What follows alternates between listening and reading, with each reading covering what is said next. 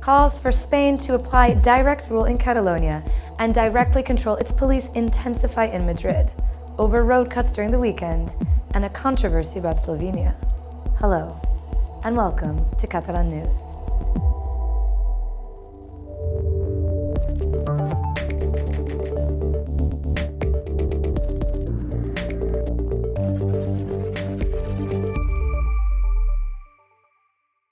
Right-wing parties in Spain, the People's Party, CIS, and far-right Vox want Catalonia's self-government stripped again because they think pro-independence leaders are plotting a new attempt of separation.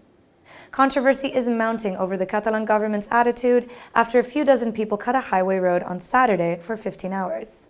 And after President Torra's calls to show as much determination as the Slovenian people to achieve independence also caused an uproar.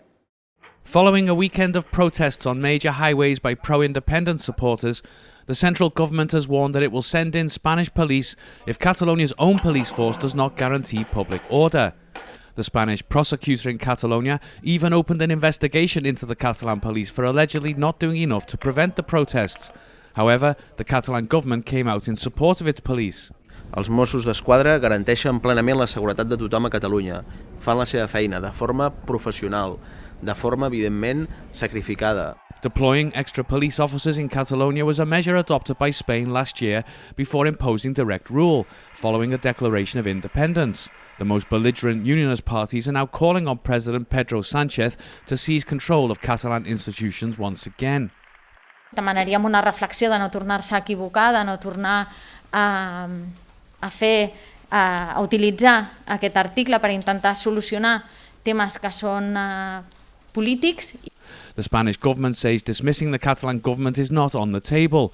Although unionist parties have other ways of trying to oust pro-independence parties, their strategies differ.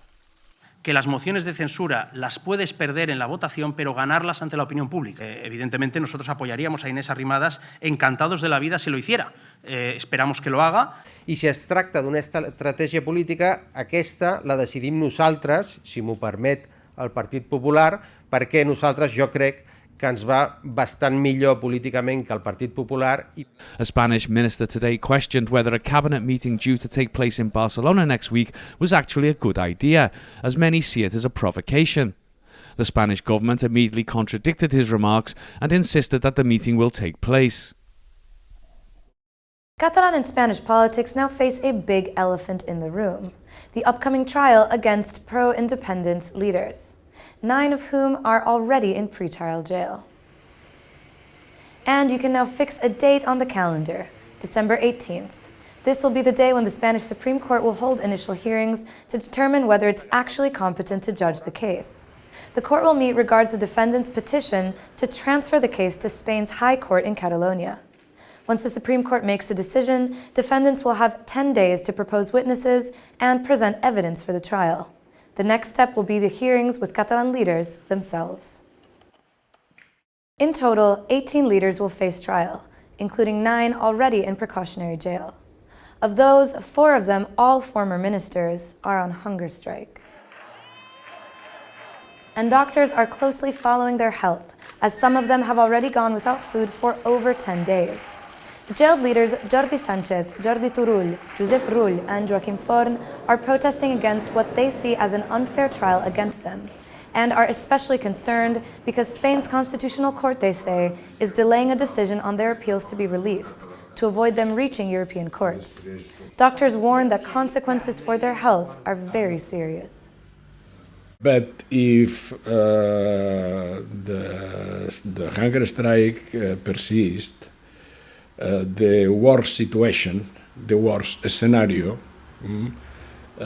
begins about the 40 to 45 days fasting, when irreversible complications and even death became,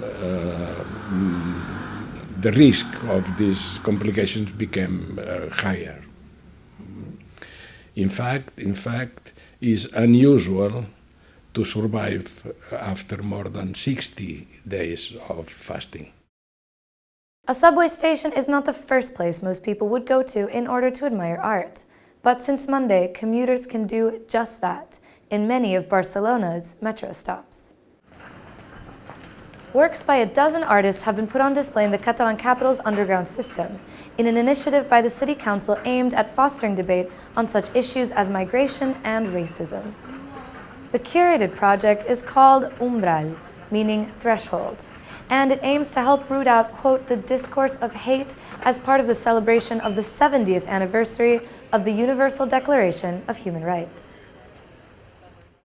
The new year will bring a host of awards ceremonies, and among them will be the so-called Catalan Oscars, the Gaudi Film Awards, held every January in Barcelona. The nominations for the Gaudi Awards were announced today, with 3 films as the main favorites. They are Iñaki Lacuesta's Entre dos Aguas, a new sequel about 2 Romani brothers leading very different lives.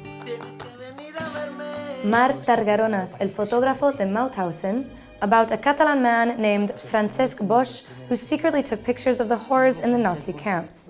And with Viaje al Cuarto de una Madre by the director from Seville, Celia Rico, a story about the relationship of a mother and her daughter. They all received 9 nominations each. Meanwhile, Petra by Rosales has 8 nominations, with Les Distancias by Elena Trapé in the running for 7 awards at the ceremony to be held on January 27th in the Palau de Congressos de Catalunya. And with this, we finish today's show. We leave you with some sweet images of a Playmobil festival in the region of Lleida, something that some of you may even remember playing with from your own childhood. Enjoy, and see you tomorrow.